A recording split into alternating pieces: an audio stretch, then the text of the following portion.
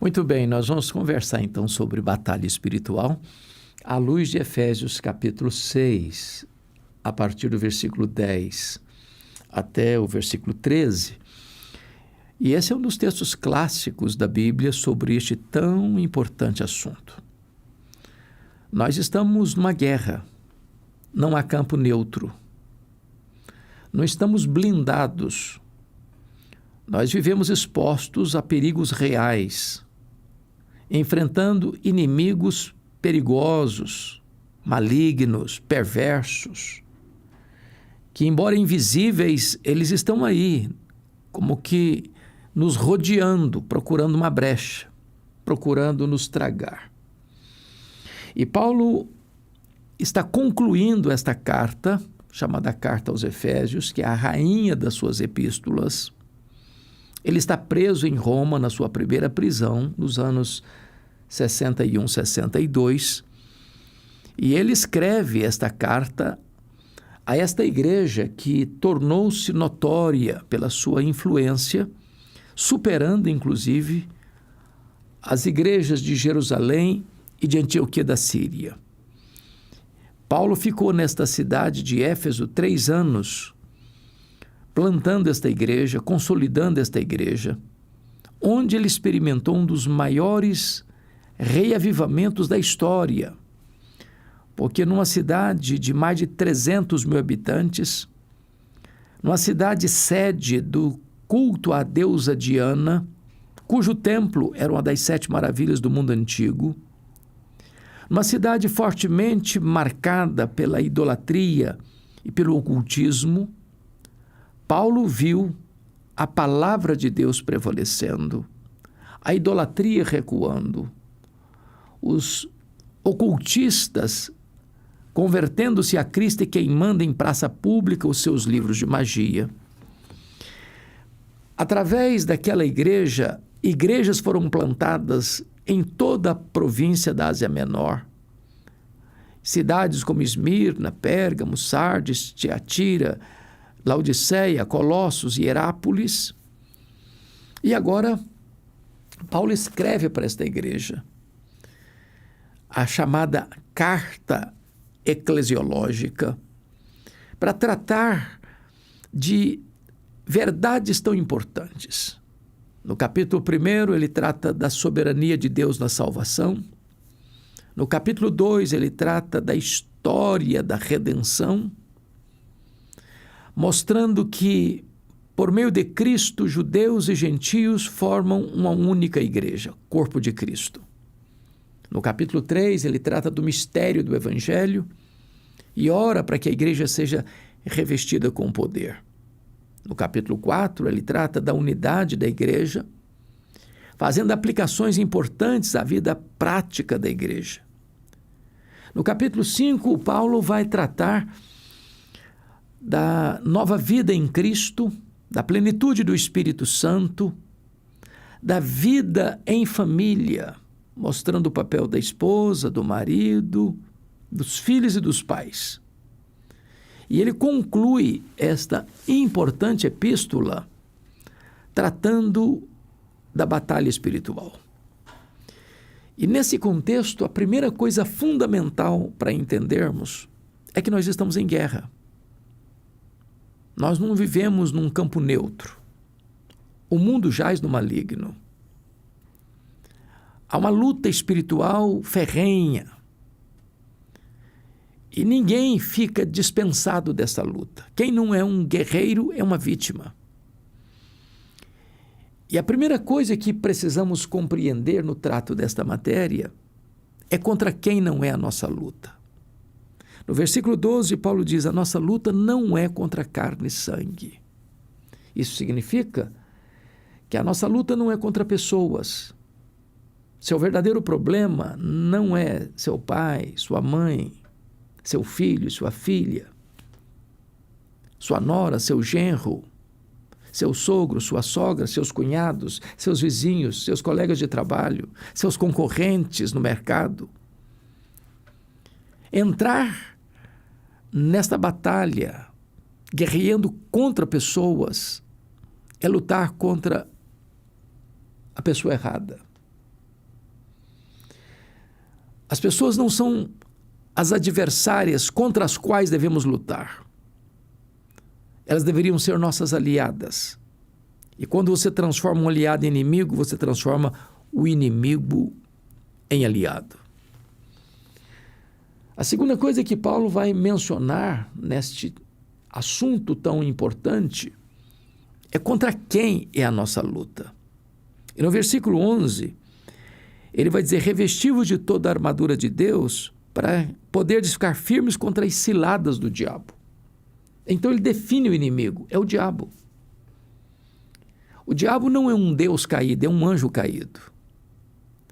Mas ele não está só, ele não age só.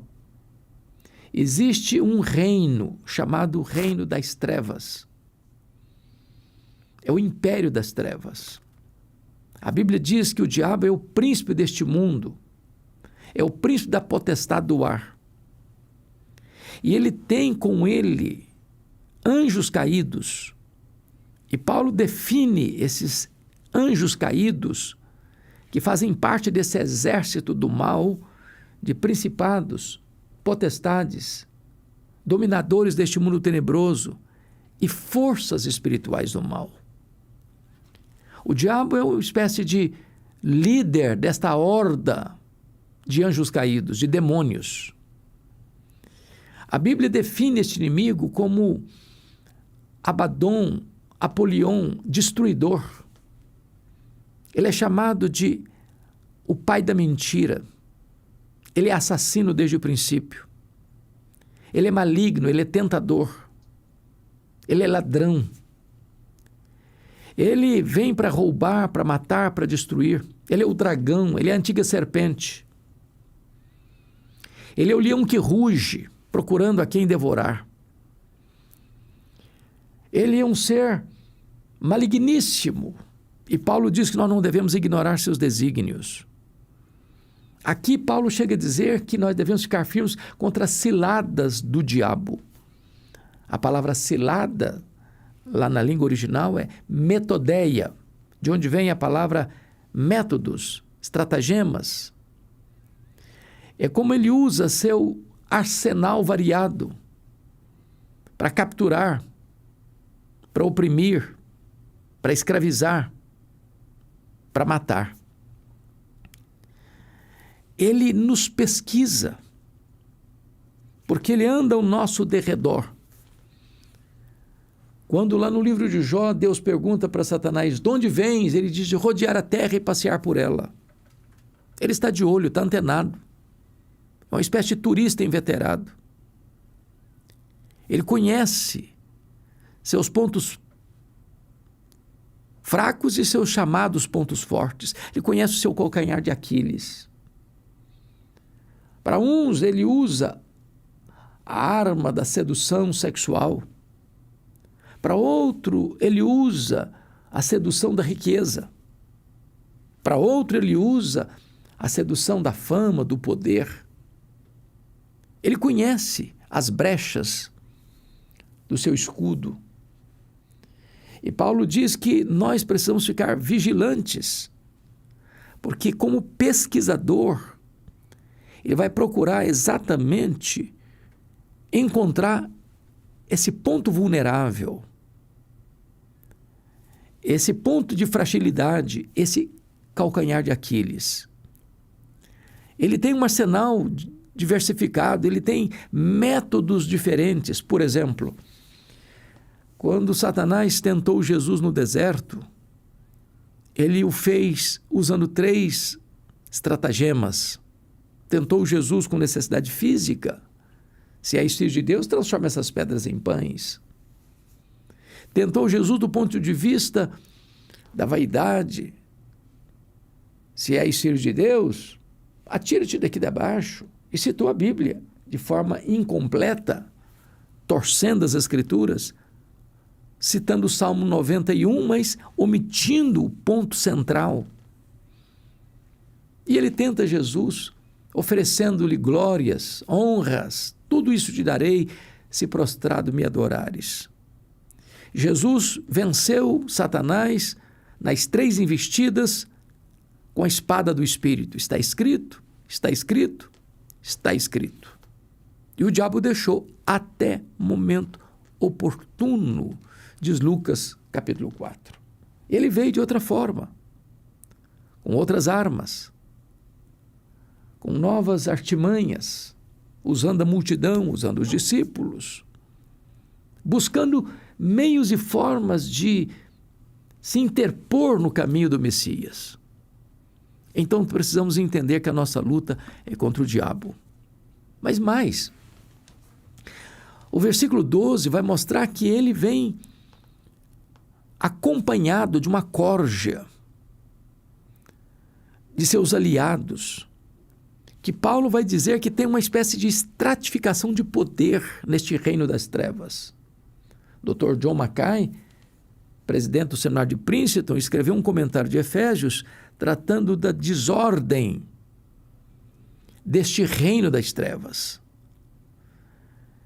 Porque, embora o diabo é maligno, é assassino, é ladrão, ele veio para roubar, para matar e para destruir, mas o próprio Jesus diz que uma casa dividida não prevalece. O diabo não luta contra o próprio diabo. Então ele tem uma estratégia e ele tem uma estratificação de poder. A comando e a comandado.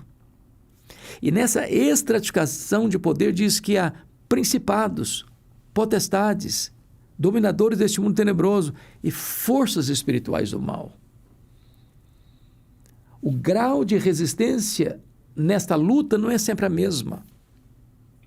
Dr. Mark Lloyd Jones, no seu livro Combate Cristão, diz que há batalhas e batalhas. Há enfrentamentos e enfrentamentos.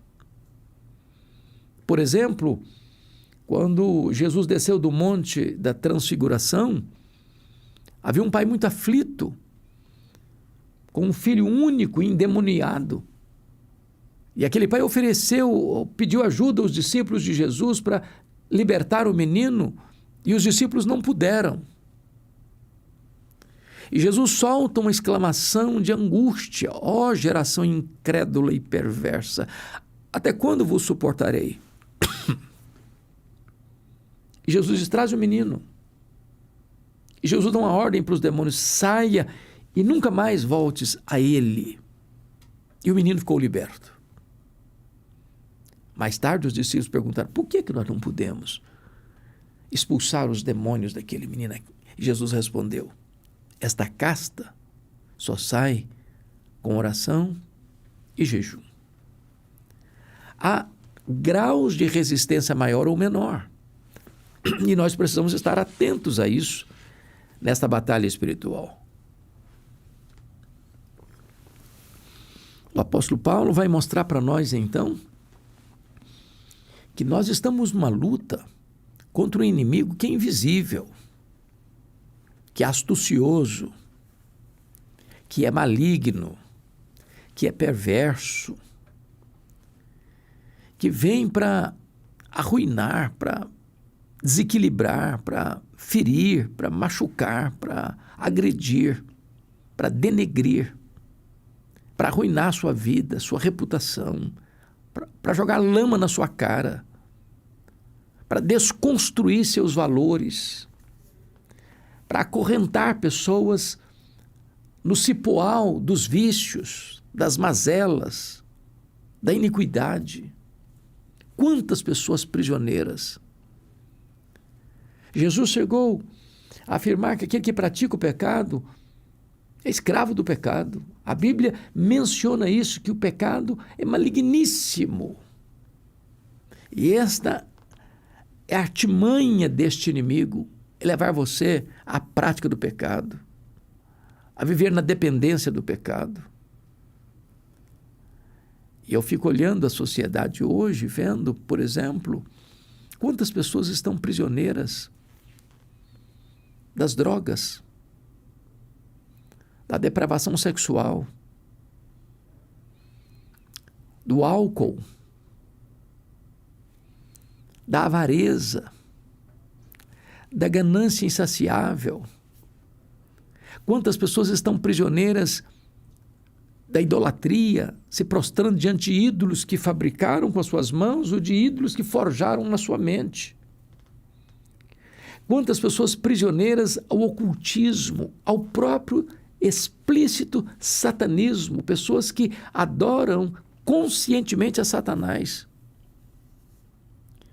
Vivemos numa sociedade onde se aplaude o erro, onde se incensa o pecado, onde se abusa e faz troça da virtude. Há uma mente maligna por trás da escravidão do homem, da opressão humana, da violência às crianças, do abuso das crianças, da erotização das crianças, da confusão mental na mente das crianças, dizendo que uma menina pode ser um menino e que um menino pode ser uma menina numa fase primária da infância.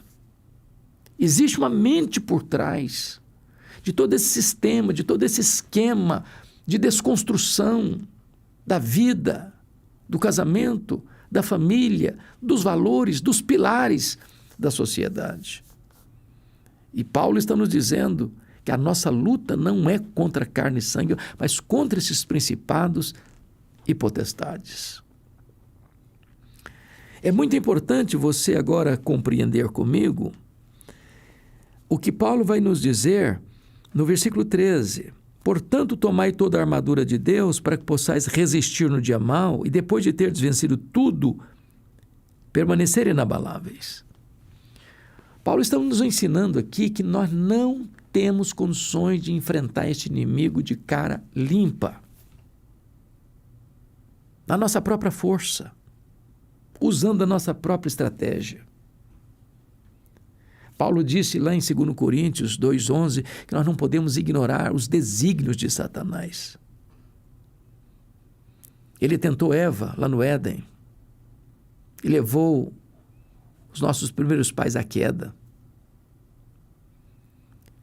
Ele tentou Davi a fazer um censo em Israel, na transição do governo para Salomão, como se dependesse da grandeza de um exército para a nação permanecer, enquanto toda a história da nação de Israel dependia de Deus e não da força do braço humano.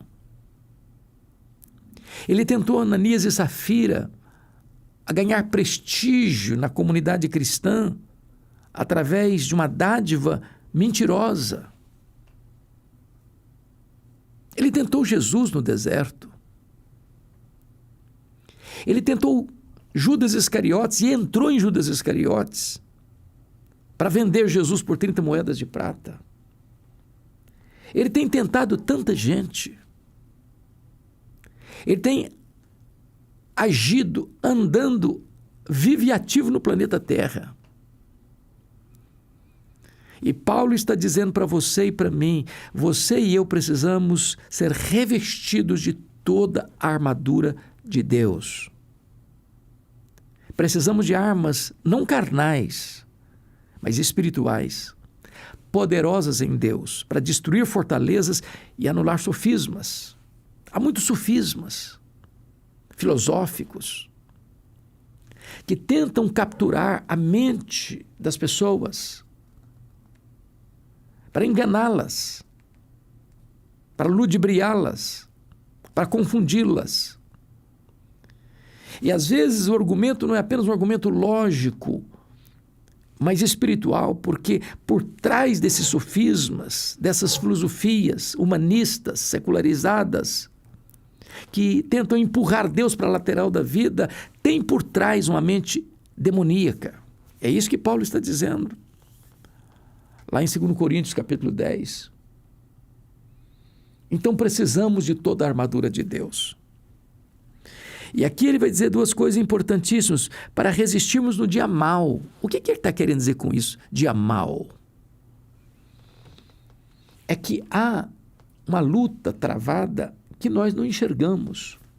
Dr. Francis Schaeffer tenta ilustrar isso de uma maneira simples, como uma casa de 2 andares.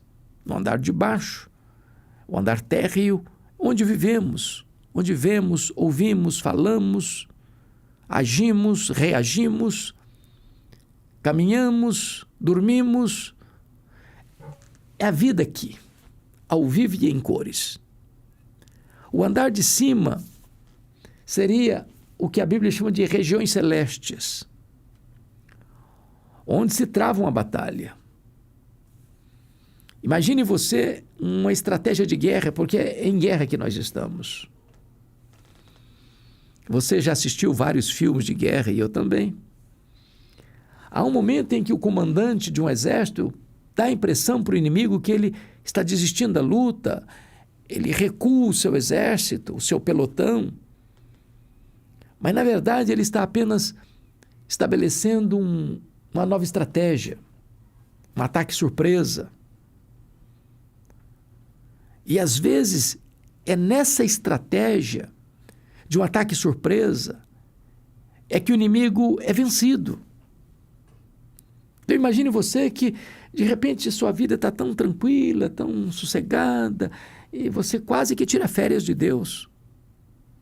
Não tem problema, está com saúde, está com dinheiro, família está bem, está tudo bem, você está tranquilo, não tem nenhum problema à vista, nenhum cenário de preocupação, as nuvens estão claras, o sol está brilhando, é céu de brigadeiro, é navegação em águas esmaltadas, nenhuma luta pela frente parece. E de repente, sem que você perceba, se acorda, parece que o mundo está contra você. Parece que as nuvens estão escuras. Uma tempestade desaba sobre a sua cabeça. Os problemas vêm em pencas em cima de você. É o dia mau. É como se tivesse uma ordem do andar de cima para o andar de baixo, chumbo grosso no fulano. E de repente parece que tudo se transtorna. Aquilo que era comum fica estranho. Aquilo que você administrava com tanta habilidade, agora foge do seu controle. É o dia mau.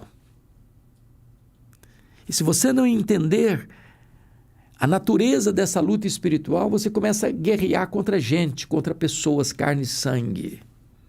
E nem percebeu que você está diante de uma luta espiritual. Mas Paulo vai dizer uma segunda coisa nesse versículo 13 que é digno de destaque. Veja comigo, por gentileza. Ele diz assim: e depois de vencerdes tudo, permanecer inabaláveis. Não há situação onde você seja tão vulnerável como quando depois de uma grande vitória. O ser humano tem a tendência de, depois de uma grande luta e de uma grande vitória, ensarelhar as armas, baixar a guarda, botar no ponto morto e descansar. O que o texto está dizendo é que, ao vencer um round da luta, a guerra não terminou. Fique firme, vigilante, porque outras ciladas estão aí no caminho. Outros estratagemas estão sendo costurados com armas diferentes, em cenários diferentes, usando pessoas diferentes, capturar você. Não sei se você chegou a ler, ou melhor dizendo, assistir ao filme O Advogado do Diabo, como aquele filme termina. E de repente, com propósitos tão positivos de não entrar mais nos mesmos trilhos escorregadios que se seguiu no passado, propósitos firmados, e de repente o diabo entra na jogada com outro estratagema, quem sabe trazendo debaixo dos holofotes suas virtudes, seu propósito de não negociar mais princípios e valores, botando você lá no pedestal, acendendo as luzes da ribalta sobre a sua vida. E tudo isso pode ser mais uma cartada do inimigo para capturar você. Vigilância. A eterna vigilância é o preço da liberdade. Fique firme depois da vitória. para que você não seja apanhado nesse enredo, nesse laço mortífero. A partir do versículo 14, Paulo diz assim: estai, pois, firmes, cingindo-vos com a verdade e vestindo-vos da couraça da justiça. Agora, ele vai nominar quais são as peças dessa armadura que você deve trajar. E ele começa mostrando a necessidade de você se cingir com a verdade. Fora da verdade não tem proteção. Se o diabo é o pai da mentira, onde tem mentira, ele está encontrando flancos abertos, brecha na armadura. E ele diz: vestindo-vos da couraça da justiça. Essa justiça é a justiça de Deus imputada a nós, que nós chamamos de justificação. Eu não me apresento fiado nas minhas obras, ou nos meus méritos, ou nos meus predicados morais, ou nos meus valores éticos, ou pleiteando algum direito porque eu tenho créditos diante de Deus. Não. Deus não justifica o justo. Deus justifica o ímpio que crê no justo. Não há justo nenhum sequer, diz a Bíblia. Todos pecaram e destituídos estão da glória de Deus. Mas quando eu creio em Jesus, o justo, que morreu pelos injustos, a justiça do justo é colocada na conta dos injustos. Isso significa que lá no tribunal de Deus, você que crê no Senhor Jesus é declarado justo. Em outras palavras, Deus lançou sobre o seu Filho a nossa dívida e ele a quitou com o seu sangue. E agora é creditado na nossa conta toda a justiça de Cristo. Então, os olhos de Deus estão justificados. Isso é uma couraça. Você saber que você se apresenta a Deus não fiado nas suas justiças, que aos olhos de Deus não passam de trapos de imundícia, mas você chega confiado na justiça de Cristo que é imputada a você. Vamos ao versículo 15, e está escrito assim: calçai os pés com a preparação do evangelho da paz. O soldado romano usava o coturno, usava as botas, com o solado bem firme, para não escorregar. E a única maneira de você não escorregar nessa luta e vir ao chão é você estar firmado no Evangelho, o Evangelho da paz. Não troque o Evangelho por doutrinas estranhas, pelas novidades do mercado da fé. O Evangelho é puro e simples. É o conteúdo da verdade de Deus revelada a nós. É a palavra de Deus, inspirada, inerrante, infalível, poderosa. Então eu quero encorajar você a estar firmado no Evangelho. Como Paulo disse para Timóteo: meu filho, guarda o bom depósito. Permanece no Evangelho, para que você possa pregar a palavra, pregar o Evangelho. O apóstolo Paulo vai revelar para nós, no versículo 16, embraçando sempre o escudo da fé, com o qual podeis apagar todos os dardos inflamados do maligno. Fé é você saber que o que Deus falou é verdade, que promessa de Deus e realidade são a mesma coisa. Quando esse dardo do maligno inflamado vier colocar dúvidas na sua cabeça, responda que você crê que a palavra de Deus é a verdade. Você não duvida. E essa convicção vai apagar esses dardos inflamados do maligno. Chega no verso 17 e diz: tomai também o capacete da salvação e a espada do Espírito, que é a palavra de Deus. Você precisa entender que a salvação é obra da graça, é um presente que você recebeu, isso protege a sua mente. E você tem a palavra de Deus como espada do Espírito, que defende e ataca ao mesmo tempo. E finalmente, O versículo 18 diz que com toda oração e súplica, orando em todo o tempo, no Espírito, para isto vigiando, com toda perseverança e súplica por todos os santos. Você, ao usar toda essa armadura de Deus, você vai regar tudo isso com oração. Porque você, no versículo 10 está dito, quanto ao mais sede fortalecidos no Senhor e na força do seu poder. Você entra nessa luta não fiado na sua própria força, com o seu próprio poder, mas revestido com o poder de Deus. E o poder de Deus se recebe através da oração. Estamos numa luta, estamos numa guerra, mas em Cristo Jesus nós já somos mais do que vencedores. Se você está em Cristo, você é vitorioso. Se você está em Cristo, você é vigilante. Se você está em Cristo, você está revestido com toda a armadura de Deus. Se você está em Cristo, você está em oração nessa luta. Se você está em Cristo, você é vencedor. E ao vencedor é concedido as bênçãos da glória celeste. E é para lá que estamos indo, onde não tem mais choro, nem pranto, nem lágrima, nem dor. Lá estaremos para sempre com o Senhor. O adversário, o inimigo, será lançado no lago do fogo e será atormentado de dia e de noite pelos séculos dos séculos. Mas nós, que estamos em Cristo, reinaremos com Cristo para sempre e sempre e sempre. Deus abençoe a sua vida.